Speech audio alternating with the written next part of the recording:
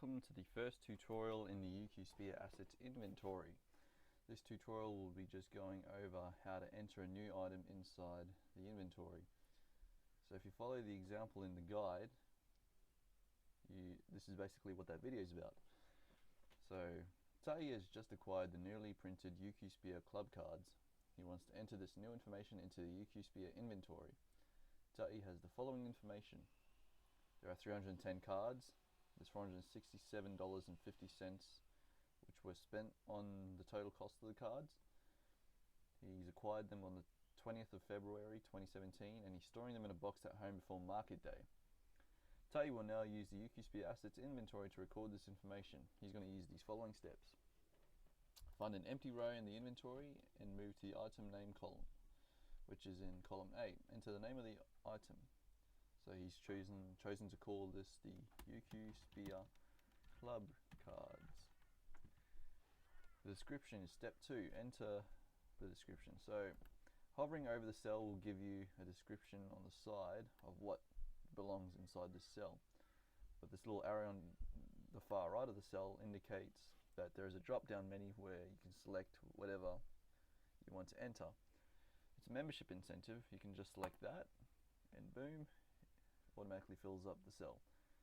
Step 3 is to select the asset type. This is in column C.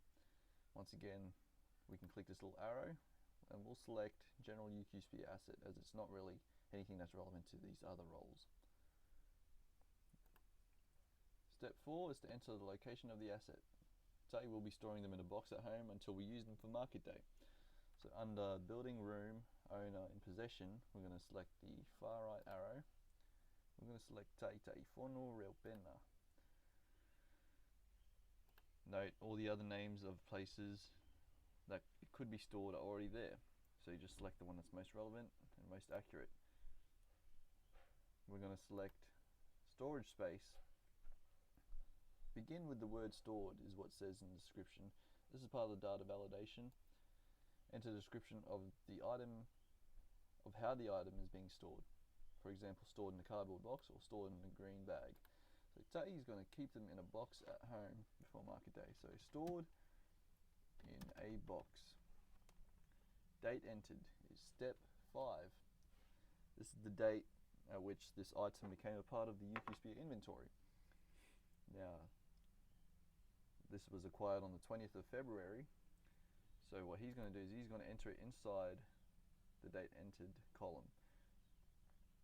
The validation says that the format is month, day, and year. And it also says, just as a clarification, that this is the date that it was entered. Once you enter it in, there's no need to edit this column at all.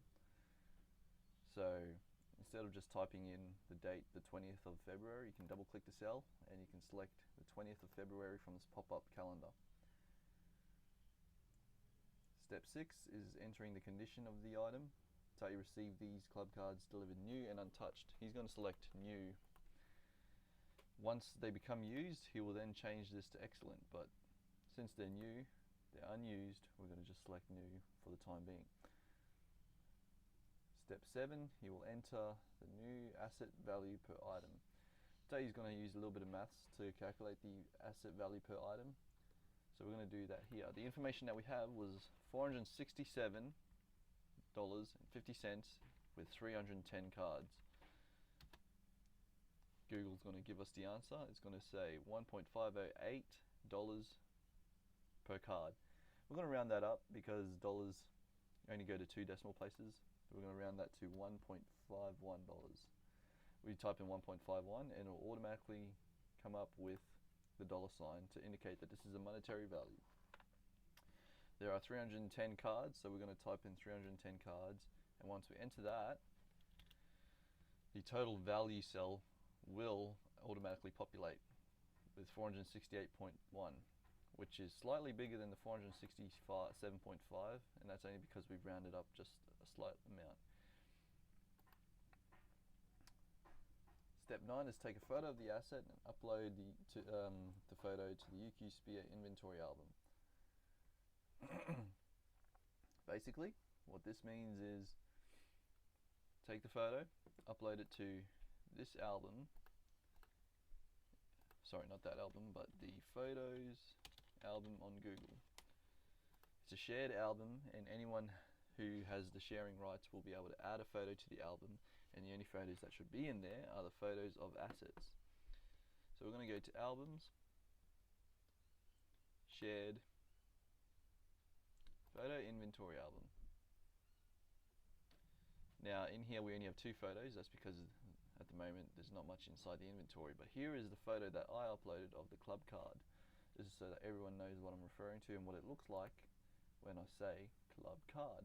They can click on that link, they can come find this album, see this image, and that link we acquire by going to the shared button, selecting get link. We don't want to copy this URL which is in this header. We want to collect the link from the get link function over here. This gives us a shorter link which will fit nicely inside the cell. Now when someone wants to find out what the club card looks like, we select the cell, select the URL, and it takes us straight to the photo.